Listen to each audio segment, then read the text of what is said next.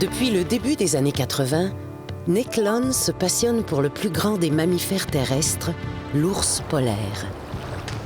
Il cherche à comprendre les facteurs environnementaux qui menacent ce symbole du Grand Nord canadien. I often refer to myself as a polar bear historian. That my legacy will be one of the few people to document a population that eventually is, petering out, so to speak.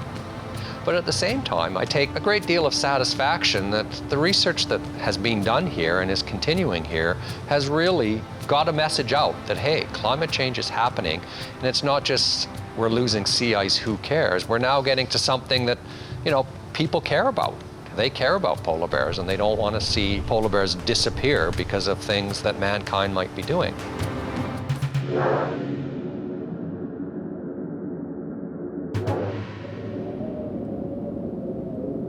I've been really interested in, the environment in nature ever since a small boy.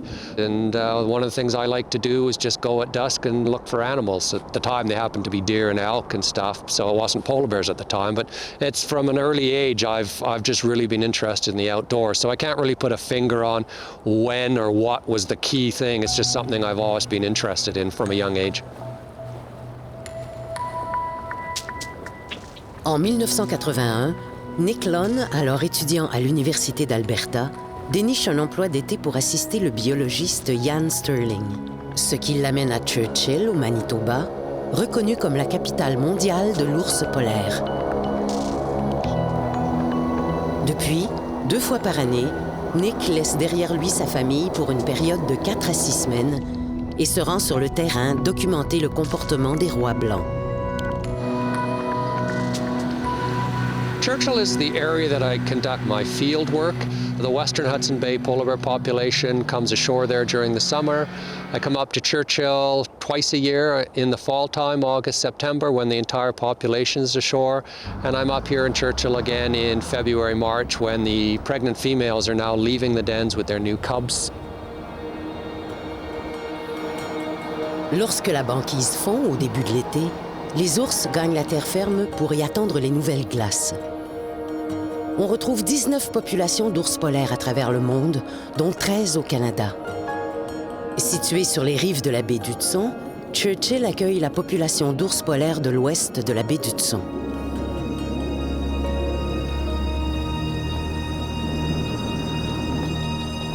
You want a coffee? I need more coffee, so... So how have the last few days been going? Lors de ses séjours à Churchill, Nick s'installe au Centre d'études nordiques. C'est là qu'il rencontre Karine Jolicoeur. La jeune femme est guide-interprète au Parc national de Waposk, un travail qui lui permet de concilier sa passion pour la faune et la transmission de ses connaissances aux visiteurs du parc. Ici, les chercheurs, ils ont de l'information. Parfois, l'information est très technique, mais en jasant avec des gens comme Nick, en regardant leur rapport, moi, je peux regarder à cette information et trouver une façon plus simple de le partager avec le public.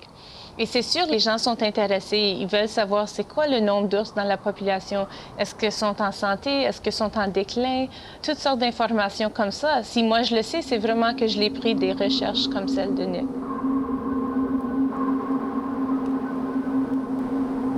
En automne, les femelles vont creuser leur tanière dans les tourbières et souvent, ils cherchent des régions près d'un lac, près d'une rivière.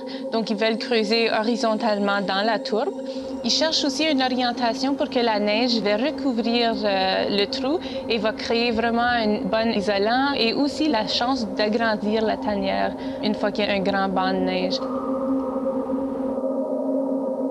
Autour de décembre-janvier, les petits sont nés, ils sont tout petits et ils vont rester encore jusqu'à début mars habituellement. Et ça, c'est le temps d'où la mère va décider de sortir avec ses tout petits et les faire voir ce nouveau monde pour la première fois.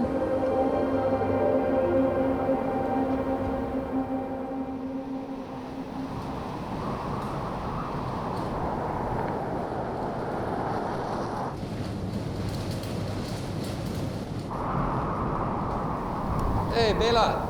Hey, yeah. Good to see you. Yeah, good to see you. It's good to see you. Yeah, good flight? Yeah, Yeah? it was actually very good. Oh, Yeah. excellent. Yeah. Bella Balico est l'assistant de Nick Lunn depuis 1999. En plus d'aider lors des captures d'ours, Bella agit aussi comme photographe. C'est à lui que Nick fait confiance pour illustrer ses recherches. Initially, he invited me up as a photographer. In the first couple years, I was pretty much just a photographer. I do many different books and calendars.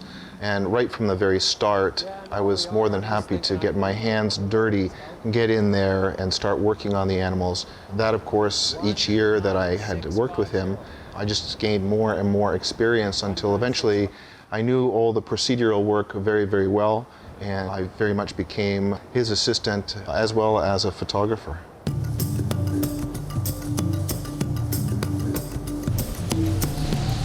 Au cours des prochaines semaines, Nick et Bella survoleront la région en hélicoptère à la recherche d'ours polaires. À cette période de l'année, le temps froid, les vents forts et la visibilité réduite peuvent parfois les clouer au sol pendant plusieurs jours. Chaque année, Nick se pose la même question. Est-ce que les conditions météorologiques lui permettront de voler?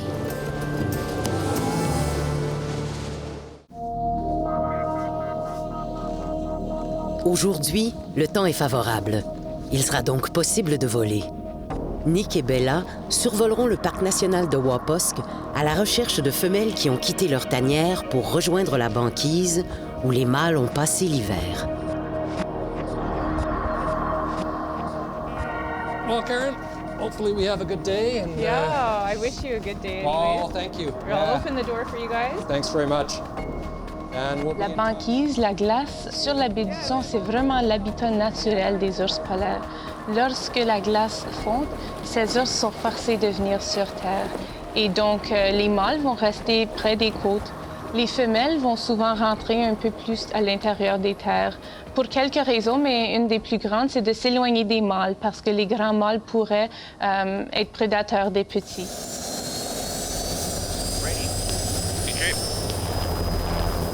Maintenant, si c'est une femelle qui est enceinte, elle va rentrer plus loin dans les terres et elle va rentrer dans les tourbières. Et dans la tourbe même, elle va creuser sa tanière en automne. Et ils vont rester encore jusqu'à début mars. Et ça, c'est le temps d'où la mère va décider de retourner sur la banquise, sur les glaces.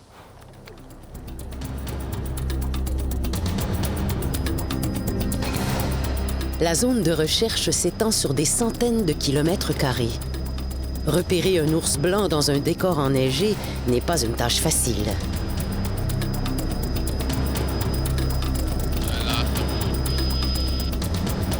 Yeah, they're right here. Okay, just look at this little clearing here, Nick, right below you. They're right here.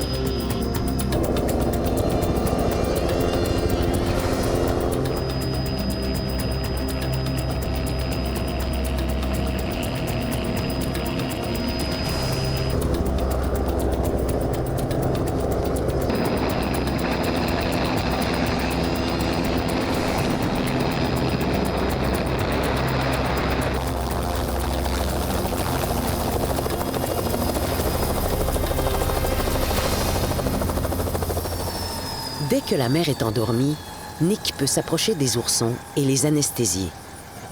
Il peut maintenant procéder à la collecte des données.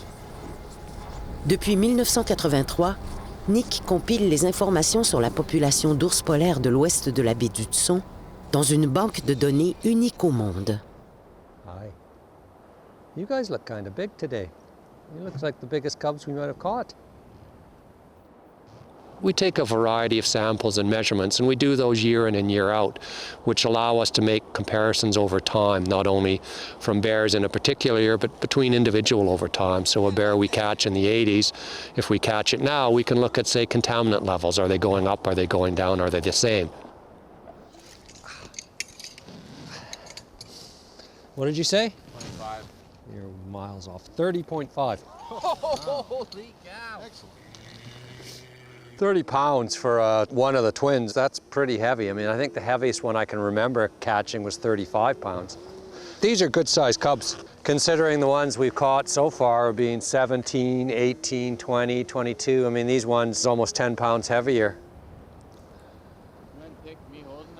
It wasn't really until the early 1990s that some of the measures that we just tended to record that we noticed there were changes in them. And we really couldn't put our finger on what was causing them, but things such as the condition of bears was declining. They were getting a little bit lighter. You know, nothing too alarming, but it was something that was consistent. À cette époque, Nick cherche à savoir si les phoques annelés, principale source de nourriture des ours polaires, sont en nombre suffisant dans la baie du Tout.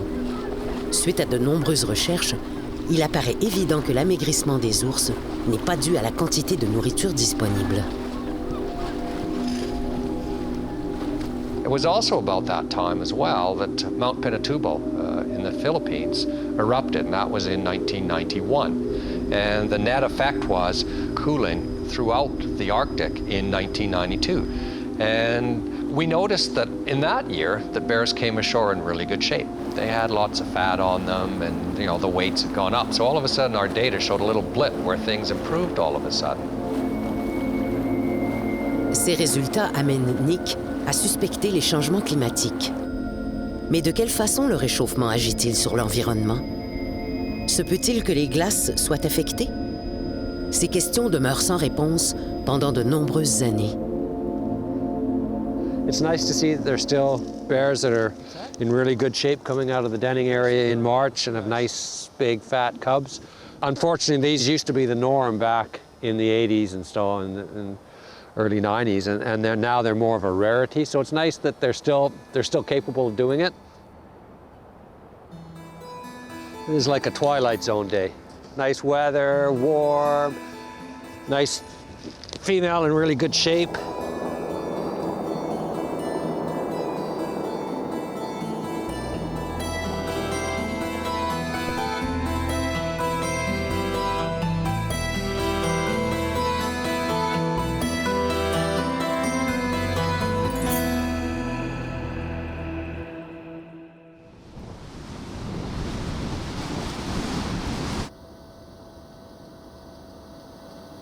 Well, today's forecast, we're definitely not going to be flying today because of wind chills and visibility. The following day and the days after look possible, but we can keep our fingers crossed. Impossible de voler aujourd'hui. Nick en profite pour échanger avec d'autres chercheurs venus de partout dans le monde pour étudier la vie nordique. People at dinner time or having a coffee, you know, people will ask one another what they're doing or what they were finding. Polar bears are megafauna. People are quite taken by polar bears. So I get asked a lot of questions about polar bears and stuff like that. Durant ces moments plus calmes, Nick se sent loin de sa famille.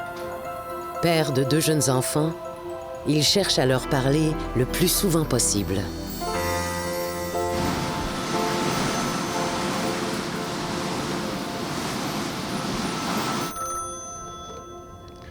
Good evening, Study Center.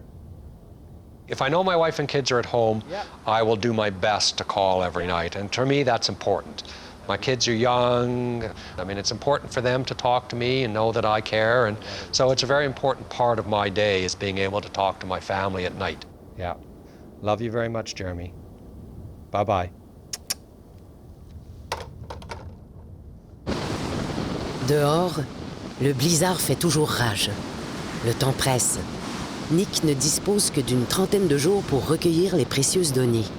Après cette période, les femelles auront rejoint la banquise et l'équipe ne pourra plus les capturer.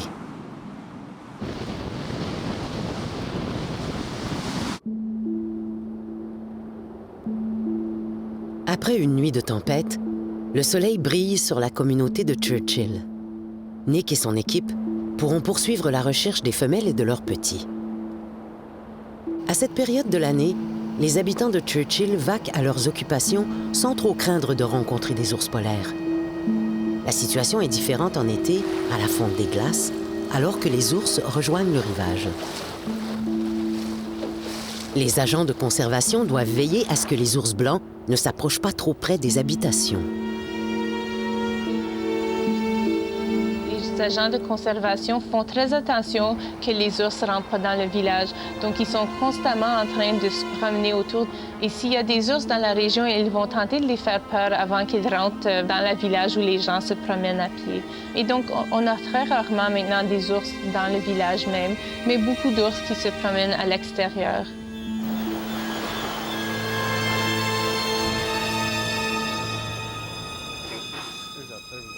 Afin de protéger aussi bien les citoyens de Churchill que les ours polaires, le gouvernement du Manitoba a mis en place dans les années 80 le programme Polar Bear Alert. The Polar Bear Alert program in the Churchill area is to protect life and property of people within the control zone. Secondly, it's to protect the polar bears so that they're not unwarranted kills or demise of the polar bears. And a third function that's equally important of the program is that they don't become food conditioned, like going into the dump. Malgré la fermeture du dépotoir en 2005, il arrive encore à l'occasion que les agents de conservation doivent intervenir pour relocaliser des bêtes qui s'approchent trop près du village. Les animaux sont capturés et héliportés avec le plus grand soin, hors des zones habitées. We still have the same amount of bears around as we did in 2005, but we don't have the problem bears because we've reduced our area that we're actioning. We've lost, probably, 50 to 60 bears that we don't have to handle anymore.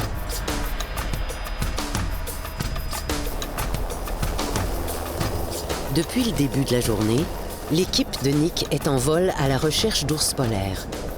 Ils viennent enfin de trouver une première femelle. Mais un événement inattendu se produit. Habituellement, lors des captures, les oursons demeurent avec leur mère. Mais cette fois-ci, le petit s'est caché dans un bosquet tout près, ce qui complique la tâche de Nick.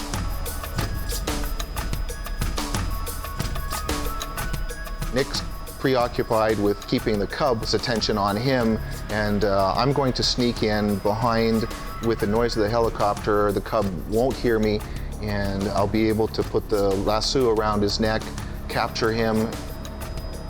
As soon as we do that, Nick will give it a shot of drug just to calm it down. And that way we can carry it on over to its mother and begin processing the family group.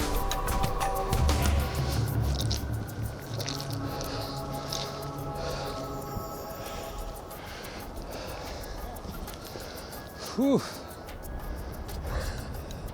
It is a bit of a workout.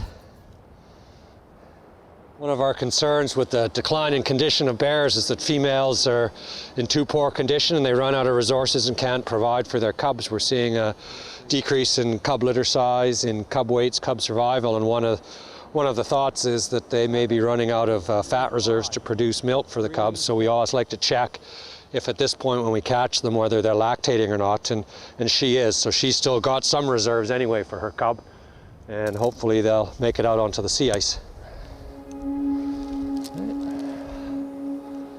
Pour Nick Lunn, il est clair que le réchauffement climatique affecte directement les ours polaires, qui ont besoin de la banquise pour se nourrir et se reproduire. Les femelles disposent de moins de temps pour accumuler la graisse vitale pour leur survie et celle de leurs petits. Polar bears a lot of people refer to them as the canary in the coal mine, which they are. They're a ketone species. They're top of the food chain. There are lots of other species at lower levels, such as ring seals, Arctic cod, zooplankton, that are all dependent on sea ice as part of that ecosystem. So what we're seeing the changes in polar bears is by no means an isolated thing that we can say, okay, polar bears, so what? We're looking at an entire Arctic marine ecosystem that is impacted by warming climate. Dans la dernière décennie, on a vu qu'il y a eu un déclin dans les ours polaires, c'est-à-dire que la population se retrouvait dans les 1200. Et maintenant, on retrouve à peu près 900 individus. Donc ça, c'est un peu comme lumière rouge. Là, on voit qu'il y a peut-être un problème. Et Nick Lunn, lui, avec ses recherches à long terme, il est capable de nous dire un peu c'est quoi les hypothèses, pourquoi est-ce qu'il y a ce déclin. A lot of the research we've done in the last year and a half or so has really been geared towards impact on population size. And we've just finished that analysis that's just been published. One of the key things that came out as being important was the survival of cubs, independent juveniles, and the survival of the really old age bears had a direct link to the date of sea ice breakup. The earlier the breakup, the reduced rates of survivals that those three groups had. And so that was probably the key finding, is that there is actually a link to a decline in the population linked to earlier and earlier sea ice breakup.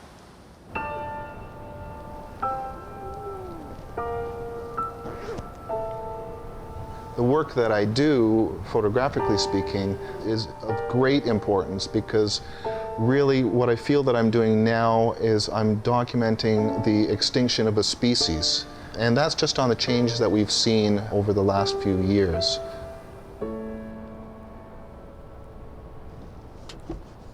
I look at these animals and I realize that the majority of these smaller cubs certainly won't make it to the sea ice, and most undoubtedly they won't make it through their first year out on the sea ice.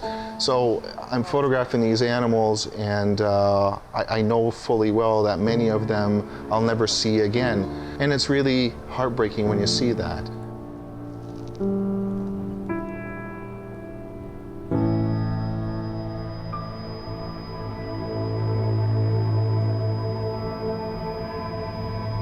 En survolant la banquise, l'équipe rencontre une mère et ses oursons. Nick est heureux que cette famille soit arrivée à destination. Malheureusement, le doute plane plus que jamais sur la survie à long terme de l'ours polaire. Without sea ice, you don't have polar bears. So at some point in time, if all the projections that the climate modelers and forecasters are telling us, these things continue, we're going to have less and less and less sea ice. And at some point, that will be a critical issue for polar bears. Will there be polar bears here during my career? That's an unknown.